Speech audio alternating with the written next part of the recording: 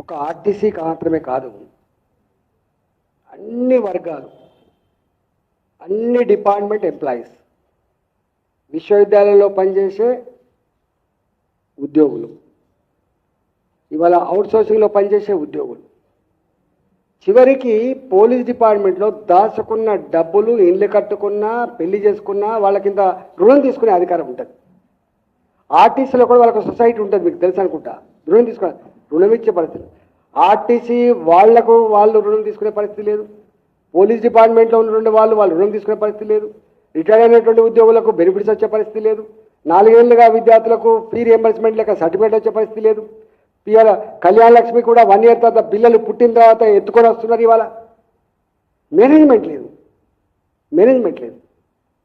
ఇవాళ ఆయన మాటల్లో చెప్పాలంటే 18,500 కోట్ల రూపాయలు వస్తుందని చెప్తున్నాడు. 18,500 కోట్లు వస్తుందని చెప్తున్నాడు. నాకు తెలిసి అది 19,000 20,000 కోట్లు ఉంటుంది. ఇంకా 20,000 కోట్లు ఉంటుంది. 20,000 కోట్లు అంటే 2,40,000 కోట్ల రూపాయలు సంవత్సరానికి వచ్చే ఆదాయం. తక్కువేం కాదు. 2,40,000 కోట్లు తక్కువనా అండి? 2024-25లో బట్టి విక్రమార్క గారు 3 లక్షల కోట్ల బడ్జెట్, 2,94,000 ఎంతో బడ్జెట్ పెడితే 70,000 కోట్ల రూపాయలు ఖర్చు పెట్టలేకపోయినాం. 2,20,000 కోట్లు 25,000 కోట్లు ఖర్చు పెట్టమని చెప్పింది. మరి ఇప్పుడు ఆయన లెక్క ప్రకారంగానే పోయిన సంవత్సరం 2,25,000 కోట్లు ఖర్చు పెడితే 2,40,000 కోట్ల రూపాయలు ఆదాయం వస్తుందని చెప్తున్నారు. మరి మేనేజ్ చేయాలి కదా. ఎందుకు అడిగినావు నువ్వు? అప్పుడు ఎందుకు వచ్చినావు? ఓట్ల కోసం. కాంగ్రెస్ పార్టీ మా చేతిలో పెట్టండి, ఈ రాష్ట్రం అంతా కూడా కుటుంబ పరిపాలన నడుస్తుంది, రాచరిక పరిపాలన నడుస్తుంది, దోపిడీ పరిపాలన నడుస్తుంది, కుటుంబమే మొత్తం దోచుకుంటుంది, హక్కులు లేకుండా పోయినాయి, ఫోన్లు ట్యాప్ చేస్తున్నారు, ఇవన్నీ చెప్పిండ్రు.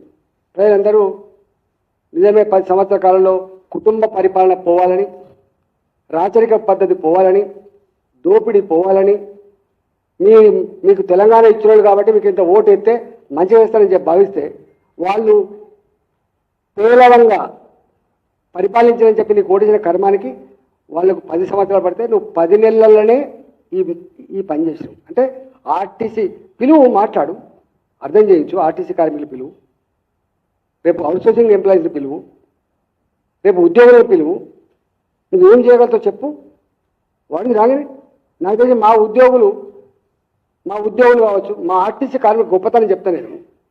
తెలంగాణ ఉద్యమంలో సమ్మె చేసినప్పుడు మేము మొత్తం ఉద్యోగాలు తీసేస్తాంటే నా ఉద్యోగాలు పోయినా పర్వాలేదు, దసరా పండుగ సందర్భం అయినప్పటికీ కూడా మా ఇళ్లలో దసరా లేకపోయినా తెలంగాణ కావాలని చెప్పి కొట్లాడిన వాళ్ళు మా ఆర్టీసీలు. గంత గొప్ప మనుషులు వాళ్ళు మా ఆర్టీసీలు. మా ఉద్యోగులు బాధ్యత కలిగిన వాళ్ళు. మా ఉద్యోగులు పిలిచి మాట్లాడు. ఎందుకు మాట్లాడవు? ఏమైనా ప్రెస్ ముందుకు వచ్చి రోజు కదేనా దివాళా తీసింది. తెలంగాణ ఆఫీసర్లు బ్యాంకులకు పోతే దొంగ లెక్క చూస్తున్నాను మాట్లాడతావు. దొంగ లెక్క కనపడుతున్నావు. దొంగ లెక్క అయితేనే నీకు 64,000 కోట్ల అప్పు ఎట్లా పుట్టింది 2024-25లో? దొంగ లెక్క అయితేనే మళ్ళీ ఎట్లా పోతున్నావు అప్పులకు?